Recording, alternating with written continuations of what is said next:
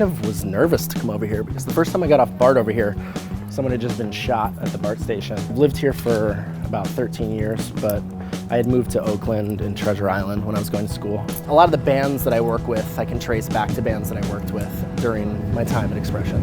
It's been a recording studio since 1968. The legacy of the place is pretty important to us. Not tarnishing the legacy of the place is pretty important to us. We're friends with the old owners, including Patrick Gleason, who originally built the place. I grew up in New York in the 80s, 90s, so Bobby Brown, Don't Be Cruel was a pretty big one for me. Some of the first West Coast hip hop that I ever heard was Too Short, and Too Short, Born to Mac was done here.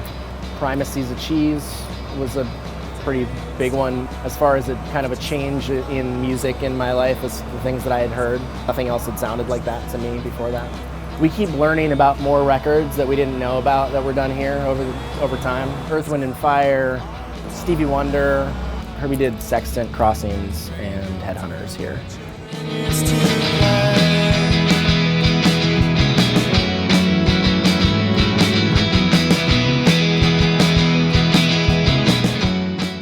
I come into this via my family being in the music business in one way or another, and being raised by my mother, who's a huge fan of music generally. It kind of gives me a broad taste, but centralizes around pop music at the end of the day, especially the pop music of my sort of growing up.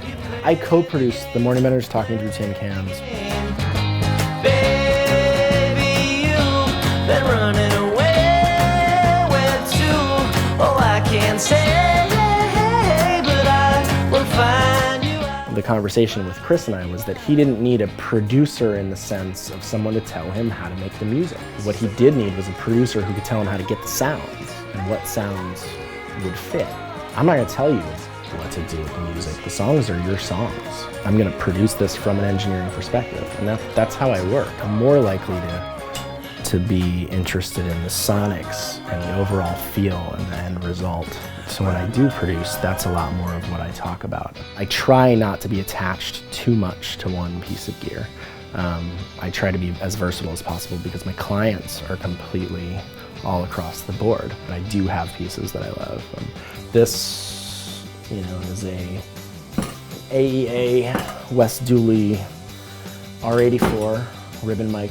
I am fond of it for a few reasons. One is which is that it was a present that my mother gave me when I graduated school, and I've used it on probably 98% of the sessions that I do.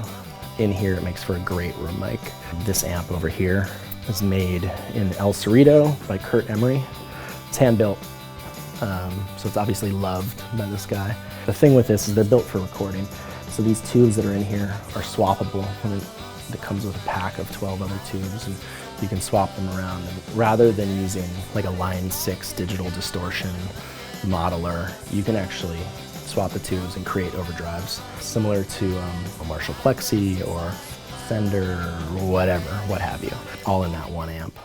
Our jobs are so varied and so creative, and I try not to approach it as a job, more as that I am another person creating with the musician. Looking at it as a fan, you say, where do I lose interest? Or what's gaining my interest about this? Where do I accentuate that? What makes the most sense?